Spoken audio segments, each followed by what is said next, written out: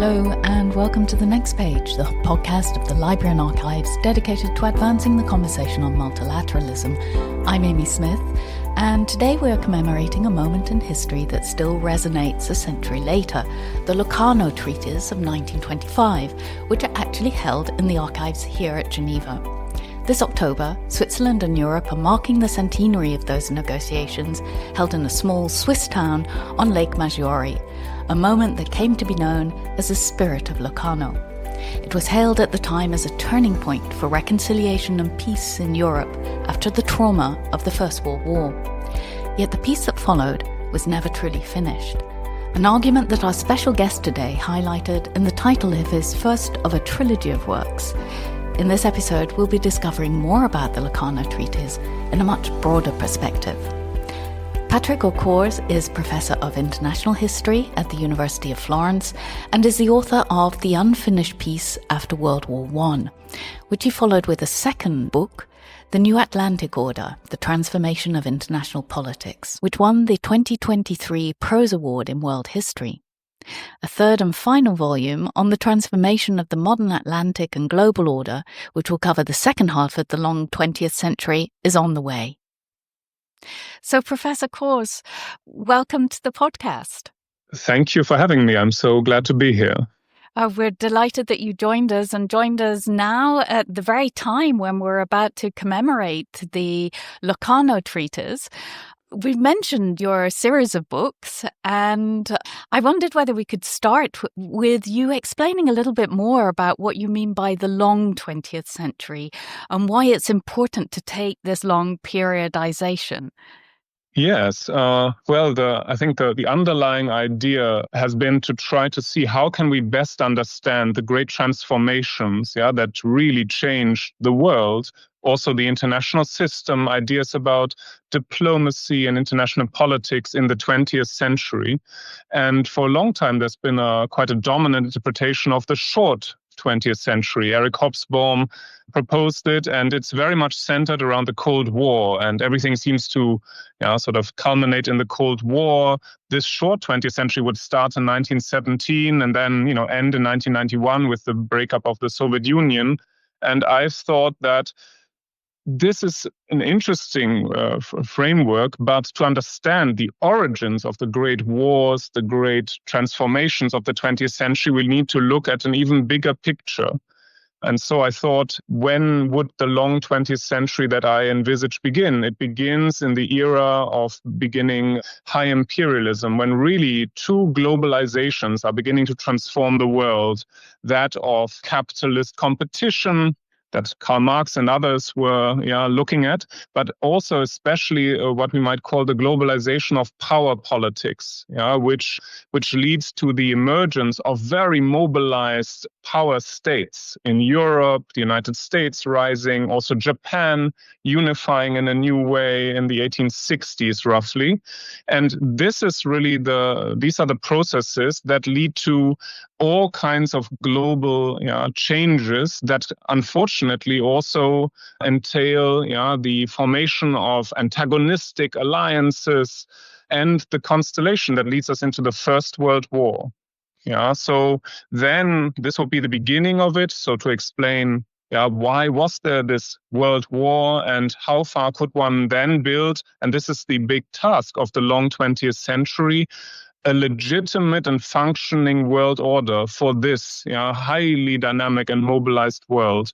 And in my view, this leads us to consider the big conflicts of the 20th century, but also the kind of learning that went on to try to cope with war, the economic, the political, the social problems that went with them, and the great crises like the Great Depression and others.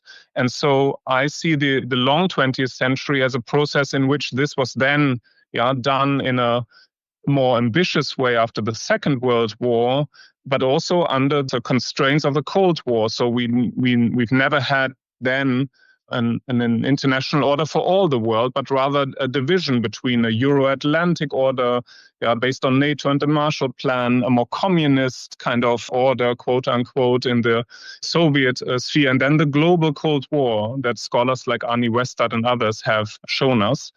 Nonetheless, after 1989, the great hope was that through the UN and with other sort of ways, we might now finally form and build a world order for one world. And as we have seen, we might now be at the end of those hopes and the need to look again at what kind of more destructive impulses have also been with us in the long 20th century. So this might be the end of this long 20th century of going from crisis to new order, or it might be the time when we can renew international order.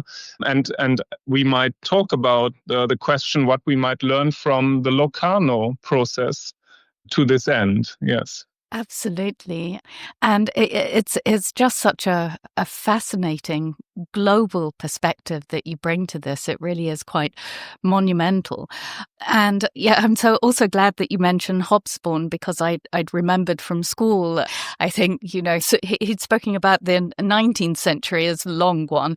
Indeed. You're really bringing a new perspective here. And it's absolutely fascinating. I find this framework that you bring as the 20th century as a learning process around also finding legitimate political processes through which international order is transformed or was transformed. I believe at one point you write that the First World War was a sort of crucible of the long 20th century, both for the transatlantic and world order. Could you explain a little bit more about that? Yeah, absolutely. Well, one might say that on the eve of the Great War, as it came to be known, you had sort of prevailing ideas of order, of hierarchy that were very hierarchical indeed. The idea that there was something like a civilizational Darwinism going on, where the great powers, the so-called more civilized powers, had certain rules that only applied to them, and anyone who was not part of their club, and Japan was going into this club, the European powers were still dominating it, and the United States was sort of a new aspiring world power, would be sort of dominated in different forms or outright colonized. This applied to the very malfunctioning Chinese empire. It, of course, applied to the peoples and territories of Africa and elsewhere. So you have these great empires, so-called, and imperial systems emerging, but there is a strict hierarchy, and clearly there are not rules for one world in 1914. But there is a great sort of deal of confidence that this can be perpetuated, and that the best way to preserve peace is to have a functioning, somehow, balance of power between different military states and alliances. And these ideas are blown up by the First World War. So in 1914, there is no mechanism akin to what still had existed in the earlier 19th century, the so-called Congress of Vienna system, with a European concert, where the powers at least were trying to resolve conflicts without going to war, without military means. This concert was still mentioned by the British Foreign Secretary Sir Edward Grey in 1914 as a mechanism to solve the Balkan and spiraling crisis, the July crisis, but it had really been hollowed out, so it could not be used anymore. At the same time, before the First World War, you had many liberals, but also socialists, who were warning that these kinds of power politics, strongman power politics, would carry great dangers, of ending in a massive war whose consequences nobody could foresee. And they were proposing something like a League of Nations or other, a new world order of socialist states. These ideas had emerged, but only through the catastrophe of the war did they gain new currency. So they were now championed by many activists, also transnational associations, League of Nations Union and others. And they were eventually also espoused by leading policy and decision makers like Woodrow Wilson, famously, also Lloyd George and others. So in this sense, the First World War is a big, also a political and ideological war, which seemed to open up new possibilities of really reforming the international order. At the same time, though, it's still a very hierarchical period. So we might say, for whom were the new ideas of a League of Nations, of national sovereignty, of rights in the international sphere, to whom were they really applying? Who was deemed in a position to determine their own fate, self-determination? And all of these actors from the West, especially Wilson, had very hierarchical, also patronizing views of who was ready for this and who wasn't. This was criticized at the time by the young Gandhi and others, saying, well, it would be nice to have all universal self-determination, but this has not happened yet.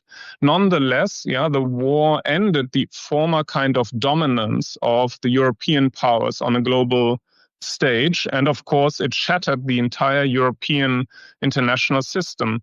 At the same time, it brought up the United States as a power that was now playing a leading role in determining the peace after this great war, especially after it had entered it in 1917.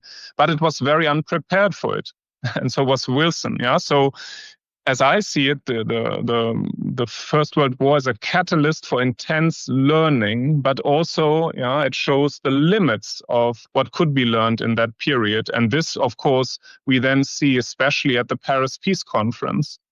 And if I may just maybe add a thought on that. So this is the most ambitious, the most intensive peace and ordering process in modern history. So the whole world was supposed to be reordered under very complex circumstances, with the victors congregating with the neutrals and many others, but also facing gigantic expectations. So the idea that after this gruesome war, you could make a peace to end all war, to banish war, to democratize, to liberalize, and to do this on a global scale. These were expectations that had been sort of nourished by the rhetoric of Wilson and of others. Now they had to face gigantic tasks of ordering, what to do with the defeated powers, the German Empire that was now undergoing a change, becoming the Weimar Republic, and wanted to have a say and a voice in this process.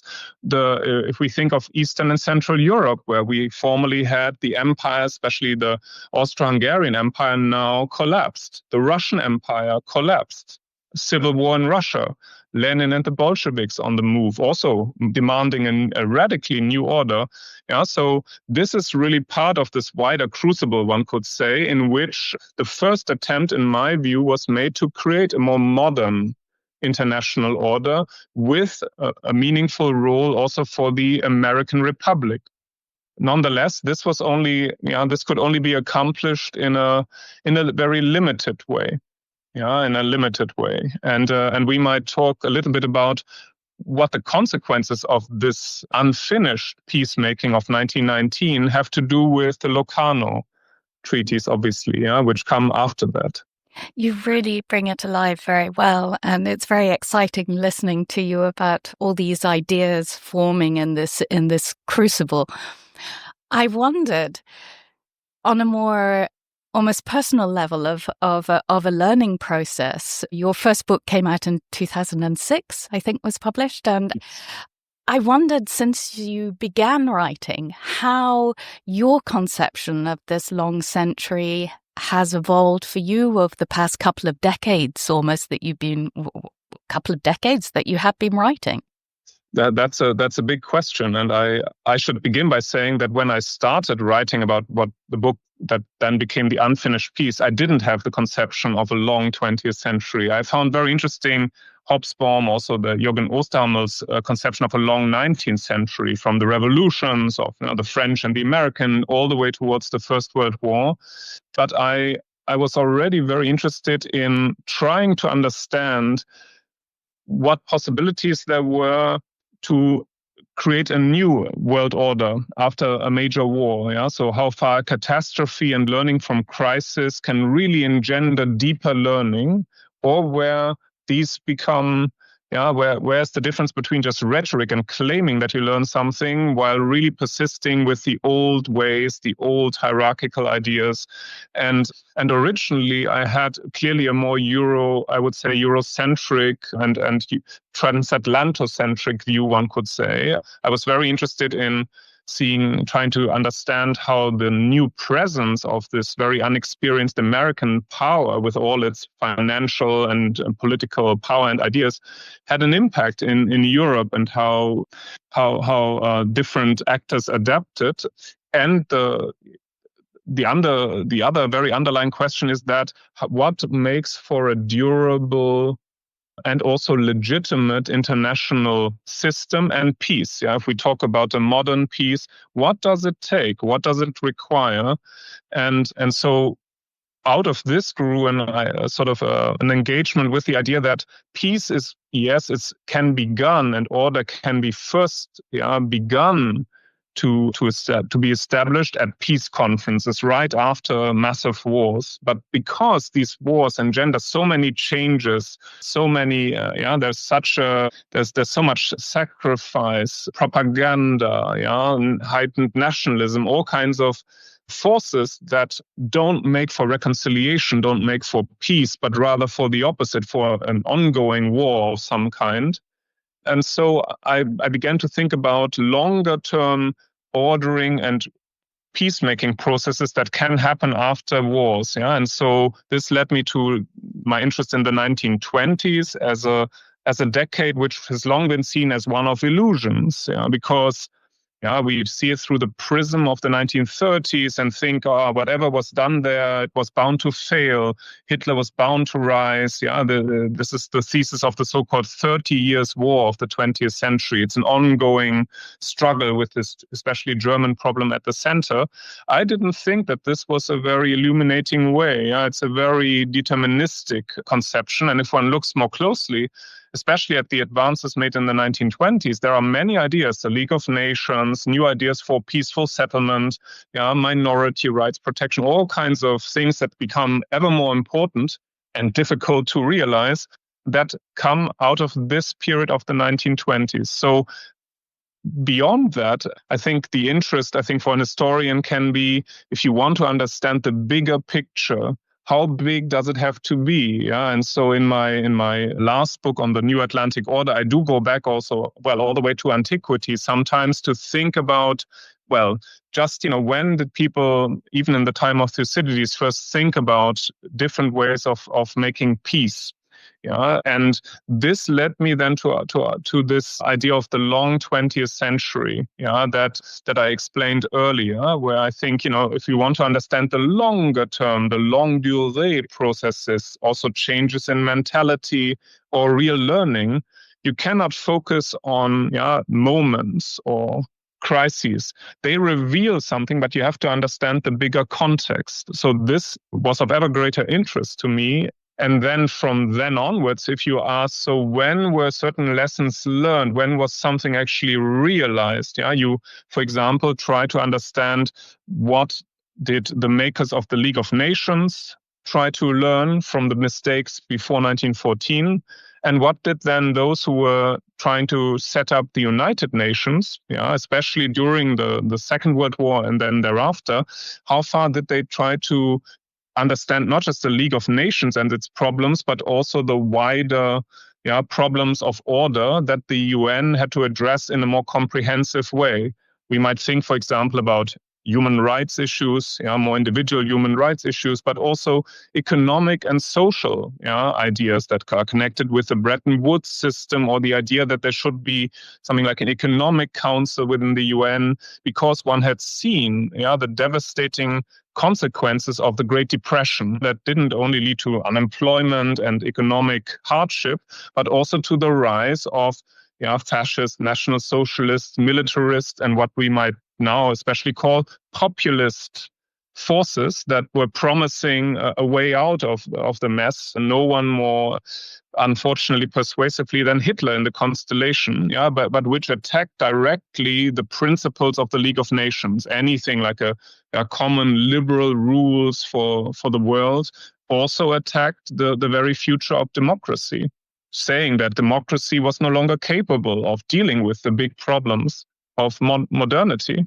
And it seems to me that these questions still ring very true and relevant nowadays. And so this then, is the final interest, and this is the book I'm working on now, is to go from the 1930s to especially the post-Second World War era, the making of, let's say, the Pax Atlantica, as I describe it, within NATO and the Marshall Plan, but also new ways of trying to organize regional order in East Asia. Of course, the UN with all its achievements, but also structural problems in the era of the Cold War and thereafter.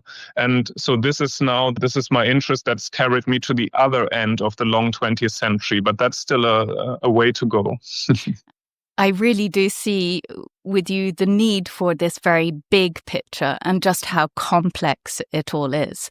I will also have to say that your book is also very big. It is. Well, it had to be to give some. I also want to try to do justice to all the different voices. If you try not just to look at the so-called big decision makers, Wilson and Lloyd George and Clemenceau, but also advisors, others who in civil society are trying to have an impact on international relations. You have there are many strands, and you have to try to put it all in the big picture. It can be sometimes a bit daunting, yes. It certainly is. It certainly is. Let's turn back to Locarno and the commemorations that are happening, and you will be speaking there. For our listeners, could you just tell us a little bit about the relevance of the Locarno Treaties and what happened? What was at stake? Who were the main actors in this? Yeah, well, in short, a lot was at stake. I go so far as to call the Locarno Treaties the first real European peace settlement after the Great War, after the First World War. Because in many ways it was the first settlement negotiated not just among the victors of that war, the Western powers and their allies, but between the victors and the vanquished. And at that, between representatives of challenged but democratic states and societies, Britain and France, with all the limitations, no voting rights yet for women in France and so on. These are emerging democracies, but also the Weimar Republic. And this was a very complex and necessary thing because in many ways, both the First World War and the Paris Peace Settlement, the Versailles Treaty, they had left a lot of problems and conflicts that were unresolved and that threatened to cast Europe again, and with it the world potentially, into a new major conflict. The Versailles settlement had many interesting features, but in the end, it was an imposed victor's peace. It was not negotiated with the representatives of the fledgling Weimar Republic. Brockdorff-Rantzau, the then foreign minister, they basically just had to accept whatever the victors decreed. And this led to a lack of legitimacy of this peace settlement in Germany, or equally in Hungary, and among the defeated powers. A very dangerous consequence, especially also for those that were trying to build a democracy in Germany, because nationalists and then later a young agitator called Hitler could rally against the diktat, the dictated peace and the unjust peace, pursuing their propaganda.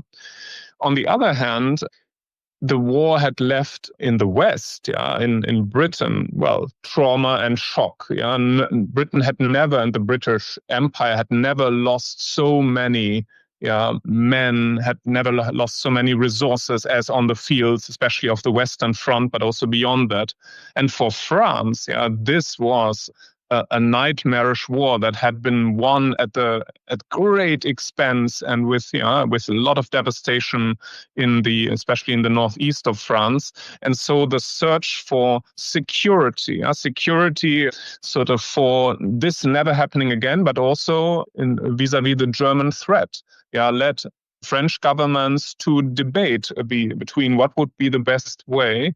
And for a long time after the war, it was seen that enforcement and just trying to limit, to contain any German power was the only and best way.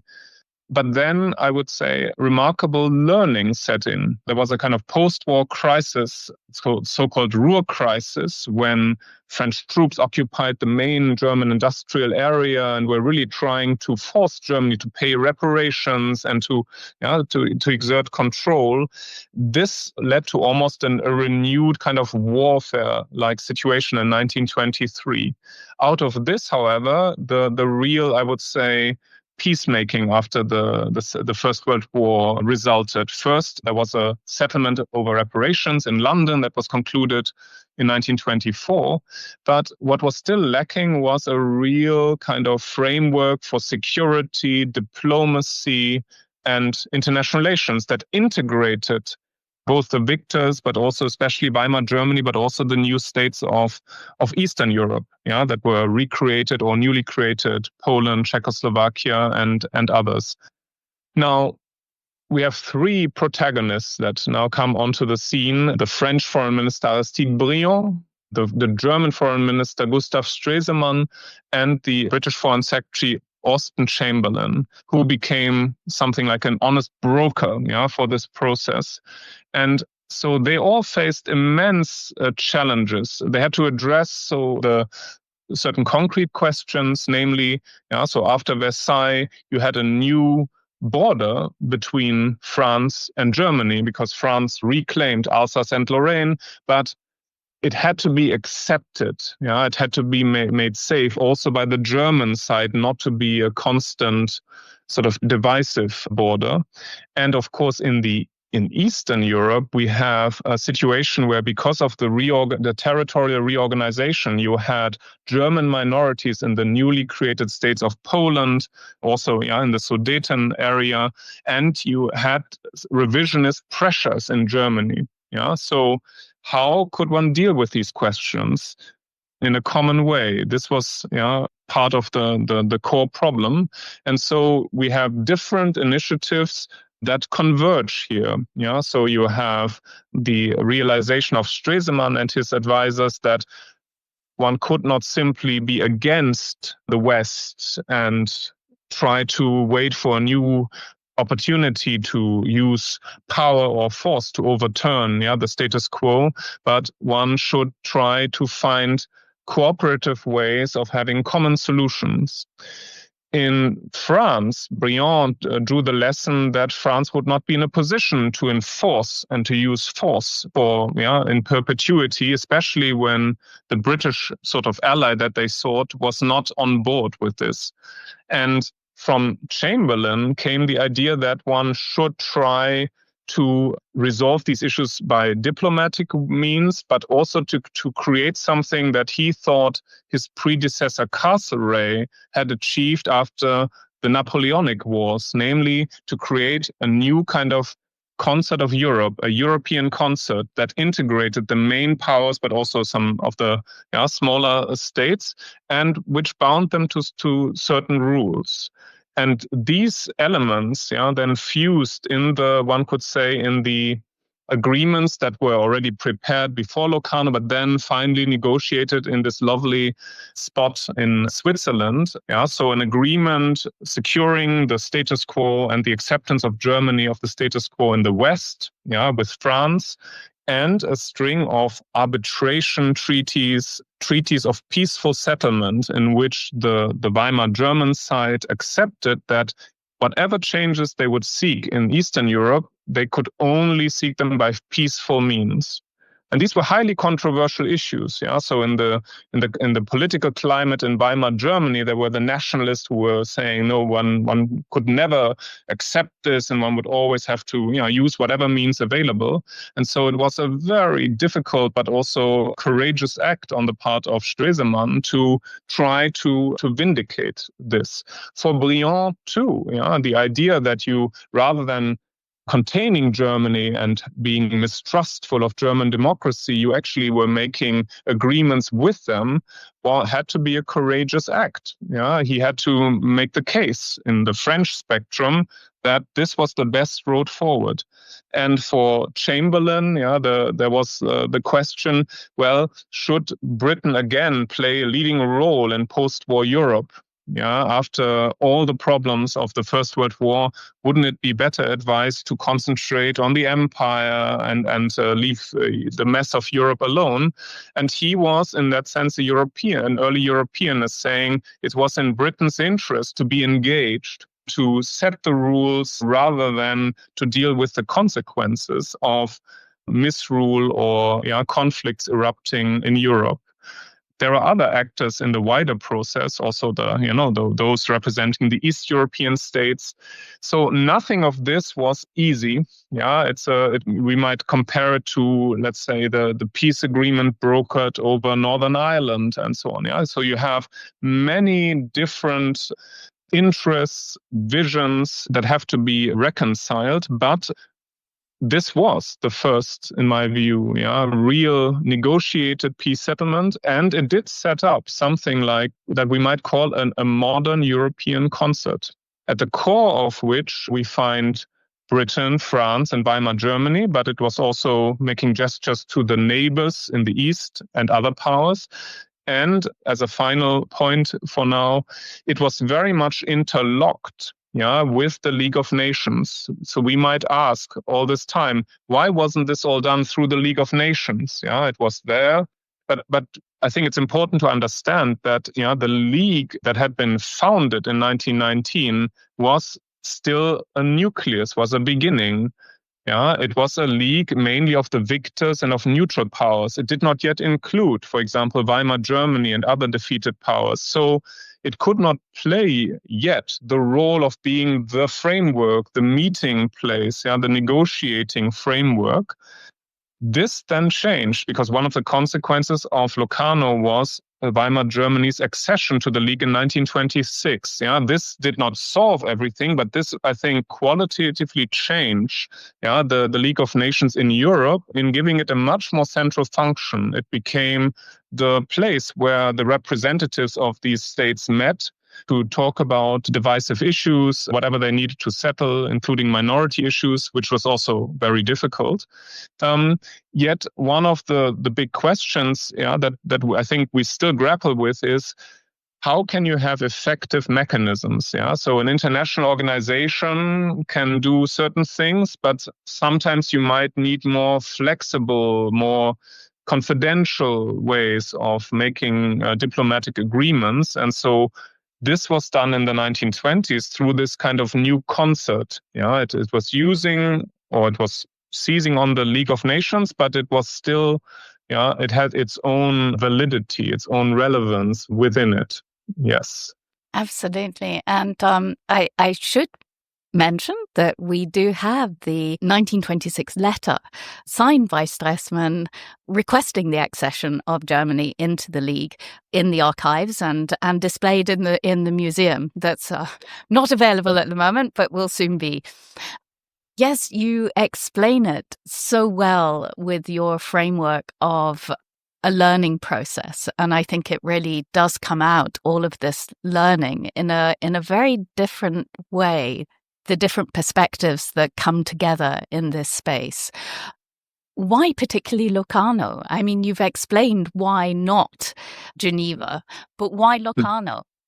Well, in terms of the relevance of the treaty, I mean, there was a kind of history of post-Versailles attempts at reforming the peace. There was a Genoa conference, and then so Locarno is in this 1922, but Locarno is especially important, I would say, because of the qualitative change I tried to indicate. The big step, that links Locarno, I think, with the wider history of the emergence of something like a European Union, a new framework for peace in Europe in a new global setting, is that the fundamental point would have to be that you try to create a framework which involves and integrates all the relevant parties.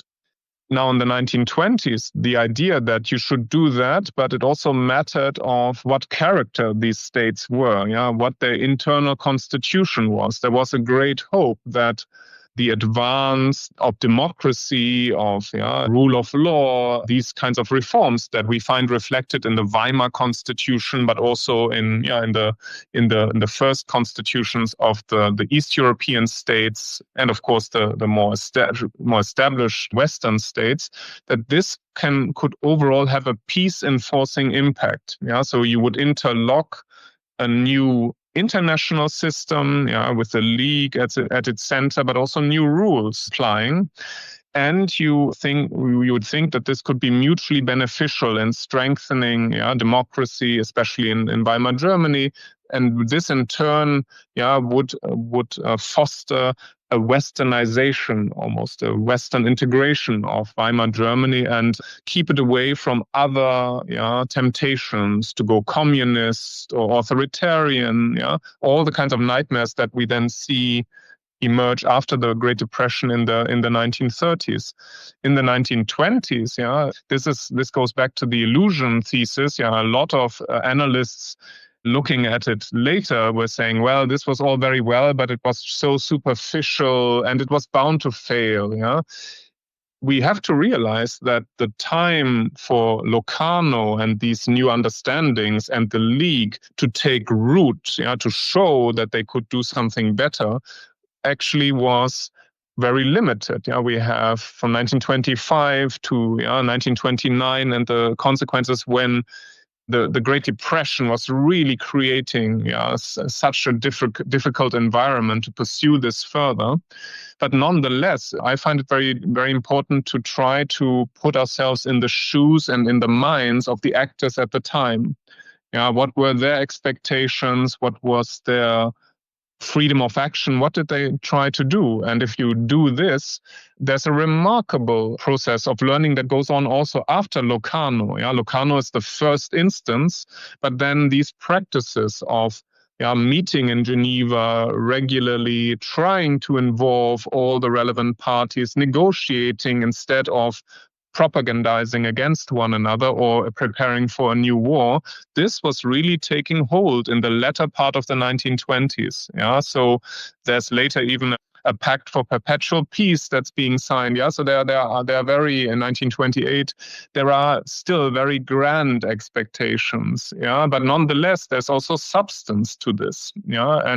And this should be recognized. And by 1929, 1930, as I'm sure many people will know, this even leads Briand and Stresemann to think about something like United Europe, United States of Europe. There are different plans being made, some more pragmatic. Stresemann's focusing on economic cooperation, still thinking, well, it might be too ambitious to think of a political, supranational framework. But these ideas were being debated, not just in the governmental sphere, but also between intellectuals, activists, civil society. This is a very dynamic and fruitful period. The young Jean Monnet and others were socialized in this period of the 1920s.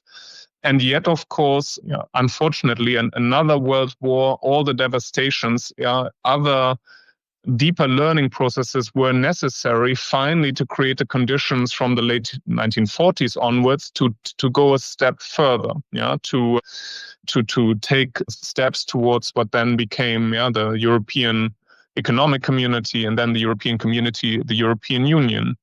There's one other aspect that I think is also important. The question, could Europeans do it on their own, to create peace and order in an ever more interconnected, interdependent world, where on the one hand we have from the 1920s onwards the consolidation of the Soviet Union with Stalin, but on the other, the rise of the United States as such an important economic and also political power, which in 1925 is still taking a backseat. It wants the Europeans to sort out their own security and political problems.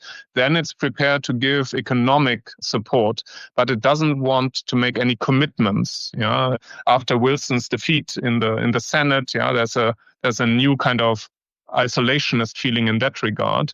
And this only, of course, dramatically changed as a consequence of the Second World War and the onset of the Cold War. Yeah? So the American support later through the Marshall Plan and for West European integration is qualitatively on a completely different level. Yeah? And it's a very important force that Europeans have to understand that actually made European sort of progress possible. But Locarno is, I think, particularly interesting in our world as we face it now, because for Stresemann, Chamberlain, and Briand, they definitely thought they had to seize the initiative. Yeah, they could not wait for Americans or for anyone else to sort out their problems for them, and they needed to have a broader European conception. Yeah, and I think this is a lesson that today's democratic leaders should take seriously. We'll talk a bit more about the rest of the world in a moment, but you've really brought alive again this sense of hope, but also the substantive things that happened there. And we talk of, or they talked at the time even, of a spirit of Locarno, and you've talked about so much this spirit of hope that was born, and the continuing learning process, and the new things that were coming in, the new ways of negotiating and doing things. But at the same time, there's a paradox around Locarno and the treaties. What would you say were really the strengths and weaknesses of it?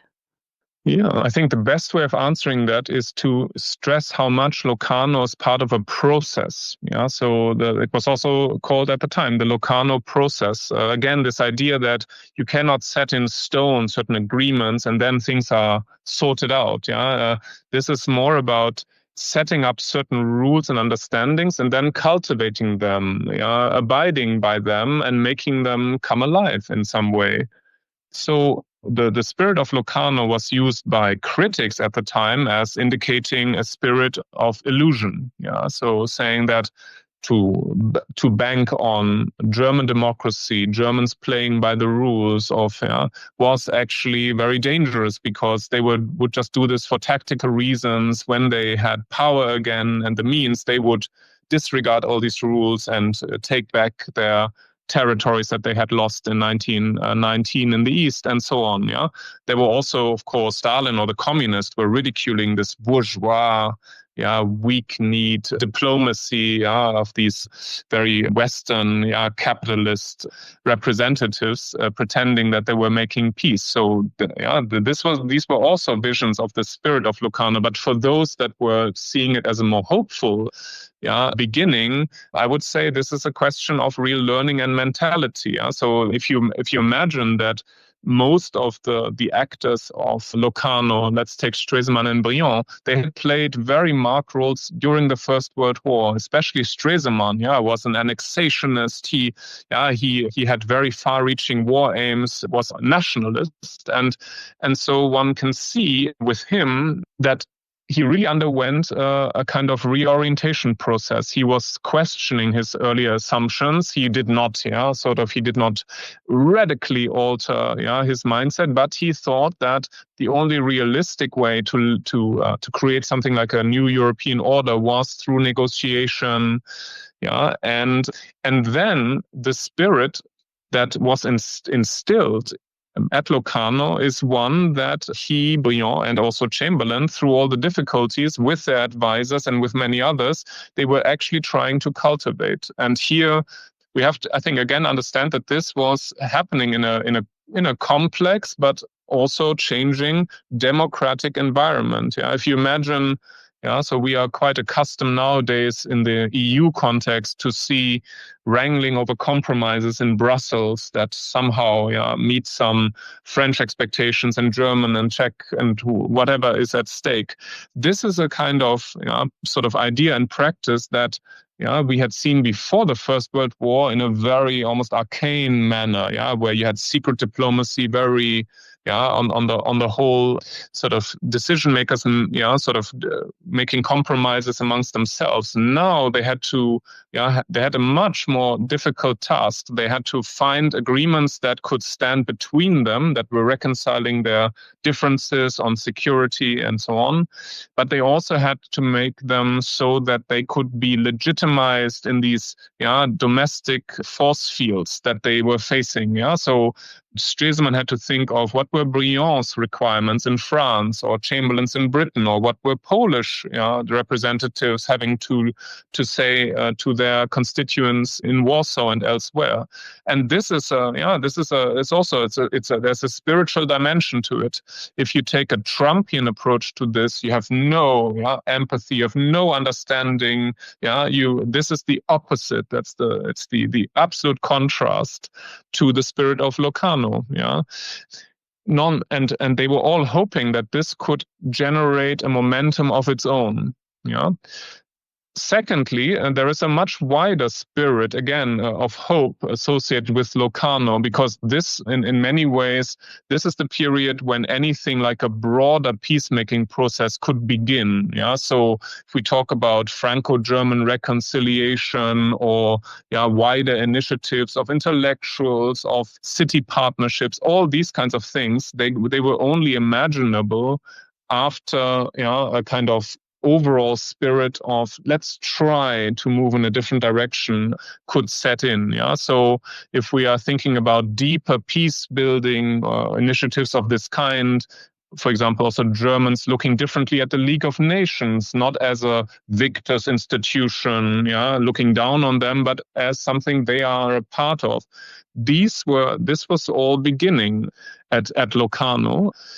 It did germinate in the latter 1920s, but we must always keep in mind, so imagine you've tried to build this new architecture, but then relatively soon thereafter, 4 or 5 years, not because of your own responsibility, but especially because of capitalist developments in the United States, you have this massive economic and political crisis, the Great Depression, emerging. It is not so surprising that this architecture was not yet robust enough. The spirit was not yet entrenched enough for them to try to stick to these rules also in a massive crisis. Beyond that, they needed basically, and we were going to talk about the more global dimensions. One of the big tasks they had was to try to extend this European concert to a Euro-Atlantic concert, because they could not deal with some of the complex reparations and economic and financial issues without an understanding with American representatives. And here they've encountered the basic problem that the Americans had, the Republican administrations of the 1920s, they had drawn quite different lessons. They had concluded that it was very much in their interest to let the Europeans sort out the political issues and not to interfere, or only very informally interfere, but to set the economic and financial sort of parameters around that. And unfortunately, this is also something that they persisted in doing under President Hoover when the crisis escalated. So there were very few attempts at concerted common political crisis management, and this never allowed for a common approach. And so it's not surprising again that, especially in Weimar Germany, where democracy had just taken some root, this is sort of the weakest link in this new system. And so the forces, Hitler and others, were then unfortunately benefiting from this crisis and could attack the very principles of Locarno as being Western, un-German, and so on. But this takes us then into the 1930s. And of course, because of the 1930s, the spirit of Locarno came to have this air of being a delusional or just wishful thinking, which it was not. You've spoken so much about the capacities of the main actors, Aristide Briand, Gustav Stresemann in particular, to have these other perspectives, this capacity to learn, to reflect, to have empathy, to understand more deeply. And they were, and of course, Briand and Stresemann were jointly awarded the Nobel Peace Prize for their work in 1926. So thinking about today, to what extent do you think it's important to have leaders with political vision? Well, one could definitely say it's more important than ever, but it's also more challenging than ever to develop a vision and to stay true to it in a very in an environment which is so fragmented and multi-level, like as the one we face today, where you have different kinds of visions, also manipulative visions being pursued in the so-called real world, but also, of course, in the different spheres of media that we face. I would say that what's one of the most disconcerting developments is the lack of sort of political leaders, but also advisors sticking up for vision that I would call the vision of the achievements of the long 20th century, which were never global enough, never universal enough. But the basic idea that you try to get away from a period of hierarchy, might ruling over right, the strongest getting their way, and no idea of common rules, common understandings, to fight for this and to make this into a potent vision. It's always been very demanding. So one might say it's as demanding as keeping a democracy democratic. It is not the search for simpler solutions or the idea that you just resign and say, well, we have it seems in this world we need more autocratic or populist ways of doing business. This is the kind of lack of counter vision that I find on the whole quite deplorable. There are exceptions, but if we think about, for example, the attitude of most European leaders vis-a-vis the Ukraine war and the relationship with the United States, this has been a real test and an opportunity where they could either show that they can concert, take responsibility, stand for the kinds of values that the European Union is supposed to embody, and try to make whatever is possible in terms of common arrangements with the United States. This has been done sometimes, but it's not been a very kind of continuous, sustained effort. And it is complicated because they all face, like in the 1920s, different force fields, considerations in the national sphere. But nonetheless, this is, I think, one of the things that's been most absent and most lacking. And of course, it's not quite comparable, but imagine in 1919 and in the 1920s, first we have lots of hopes being pinned on the United States and the American president Woodrow Wilson to be the main peacemaker for the world. Then having to deal with the fact that this was not possible, and one had to deal almost with the United States being absent in making and generating order. And I think we are in a phase right now where we have, as Europeans, for example, have to ask ourselves, what is this an aberration that's happening in the United States, or do we fundamentally have to reconsider the way in which we had conceived of, for example, European as Euro-Atlantic security and overall system? Further, how do we deal with those other regions of the world where we also, after 1989, many people had hoped that we would have the spread of, let's say, the rules and understandings of the UN, of broadly conceived Western liberal ideas, but what we see is a very different process, and I think this again, I sometimes say, the deeper the crisis, the more the need, but also the potential for learning. So I think the kind of complacency that I think has characterized especially West European responses to the end of the Cold War overall, and the ever sort of success story of the European Union.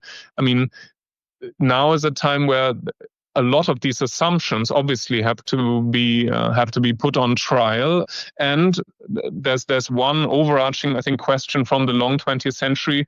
if you're interested in rules and understandings, do you really think, and if you want them to be universal, do you really, have you ever done something constructive that would not give other parts of the world, other peoples, the idea that they are not quite meant on the same level, that there are still a very kind of inner hierarchical thinking? That is a very complex question, but I think this is also a period where, if we even the word the global south, it says think of the global north, it tells us something about the need to have a more nuanced understanding of the diversity, the variety of actors, and to have a more global conception, a global spirit of Locarno, I might say.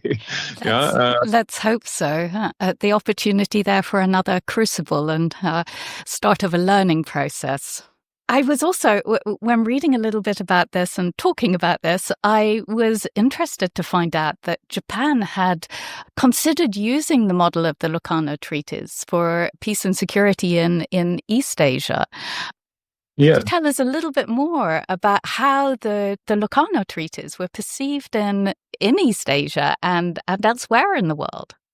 Yes. Well, we can start with East Asia, and there's not much I can say, but there was a period in early 1920s, which we might call the more liberal period of Japanese democratization, and the idea that Japan, after the First World War, when it still had acted in a very imperialist manner, seizing on possessions in China, was trying also to reorientate. And one foreign minister in particular, Shidehara, was a representative of this new direction. And he is the one who was launching the idea of something like an East Asian Locarno.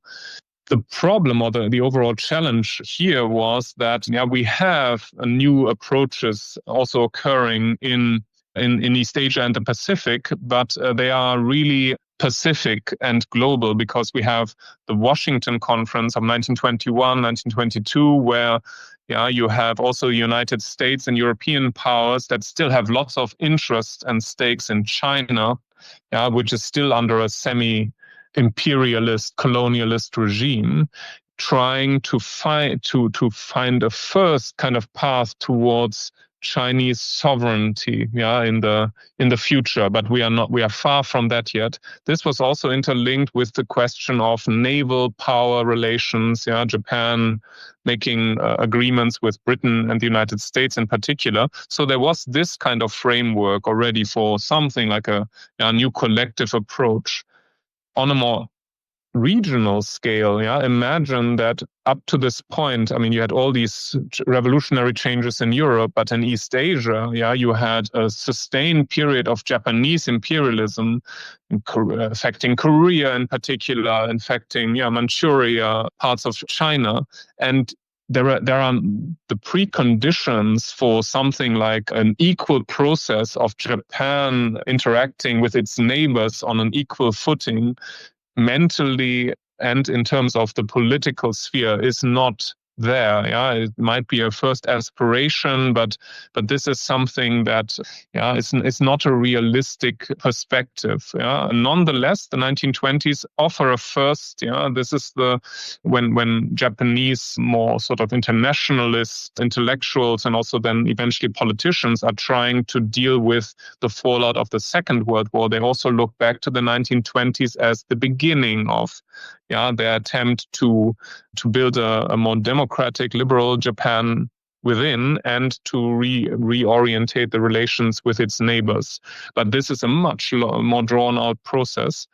And similar things can be said about other parts of the world. There are most, I think, very interesting is the Euro-Atlantic or transatlantic dimension. There were some attempts by Woodrow Wilson and others to have a Pan-American pact during the First World War, showing that the world that, in the Americas, different relations are being handled very peacefully, but the United States was still behaving as a kind of semi-imperialist policeman. It was intervening in Mexico and other parts. So this fell apart. Between the rhetoric and the action, there was still a wide gap. Now, in the 1920s, you have scholars and activists like James Shotwell, writing articles calling for an American Locarno, and for America to gravitate to the spirit of Locarno and to the League of Nations. So to embrace the idea that it should actually be committed, to an international institution. As I mentioned before, because of the Senate rejection of the Treaty of Versailles, this also meant that the United States never entered the League of Nations, the organization that Wilson had played such an important part in creating. And you have more internationally minded Americans in the 1920s. They found the Council on Foreign Relations and other pressure groups trying to change the debate. But this is also still, it's only the beginning of a process. After the shock waves of the Great Depression, and Roosevelt's New Deal, you have a much more entrenched isolationism, trying to stay away from European problems, East Asian problems, and only the massive new sort of setting that comes out of the Second World War, the Pearl Harbor attack, and all the rest. That brings the change towards more committed engagement. And then the United States, of course, is absolutely the most important power. If we ask, how did the UN ever come into being? We might like to think that it was a wonderful global and grassroots effort, and there were many champions of it. But the actual mechanics of how at Dumbarton Oaks and then later the UN was founded, this had much more to do with the topmost decision of the Roosevelt administration and the State Department, negotiating this with Britain and also with integrating Stalin and the Soviet Union. So we can still see this reflected in the architecture of the Security Council, obviously. So nonetheless, so Locarno is part of a much more drawn out process where it gave some impulses and it was seen as exemplary, but this was still a very fledgling development. So finally, how should we remember these experiments, this spirit of hope around the Locarno Treaties? Where are we in the learning process today? And can history help us have a better understanding? To start at the end, I do hope so, but I think it is in some ways more possible, but also more challenging than ever, also because of the superabundance of wonderful ways in which everyone nowadays in the world can engage with history, with historical topics, and all the problematic, manipulated, shallow, nationalistic ways in which this is being done. It calls for even more work to develop something like historical judgment, to tell the illusory or propaganda from fact or more sustained interpretation. But I think this is possible, and this is something that it's a task for educators, for professors of history, despite all the problems that are being created in our schools and in our universities, for making this sometimes ever harder to fulfill this mission. As for Locarno, I do think the spirit of Locarno is something one should look at again, but even more so, the very hard work that learning is. If you imagine you've been through a massive, grueling, costly war with so many people losing their lives on all sides. You've seen a tremendous but also flawed first attempt at Paris in 1919 to create order out of all of this. And you are in societies that are reeling from the impact of this war and this catastrophe. So just imagine the kind of strength and conviction it takes then to embark on a process of reaching out across the divides, the victors and the vanquished, or the different nationalisms that had clashed before, and to try to solve some concrete problems. We mentioned the Franco-German border, but also especially to think about initiating a process, and maybe creating a new concert, a new mechanism that you think can prevent Europe and the world from succumbing again, to another world war, to an even greater catastrophe. And this is never linear and easy. So if I talk about it, all these protagonists, they had doubts, they were trying things that then didn't work out, but they stuck with it. And also when it got difficult, they stuck with it. So we should think of them not just as having a nice boat trip on Locarno and enjoying the fruits of their labor, but in constant work, in engagement with one another and their publics and the wider world in the years after Locarno. And I think that in that way, they set an example that we can see again if we think of the founding generation of the European community, and many others who've made it their mission time and again to work for something beyond the short term, beyond just fixing a tactical problem or staying in power. And I think this is very sorely needed nowadays, where one sometimes gets the feeling that either becoming an authoritarian leader or just having the highest scoring social media profile, that is the utmost human aspiration we should have. And I beg to disagree. And I think this is where I would invoke the spirit of Locarno for our century. Professor Cohrs, thank you so much for bringing this alive in such an exciting way and for really highlighting this learning process and making it so relevant to today. Thank you so much for joining us, for your time. Thank you very much, and thank you especially for all your excellent questions. And I enjoyed this very much as well. It was a huge pleasure. Thank you.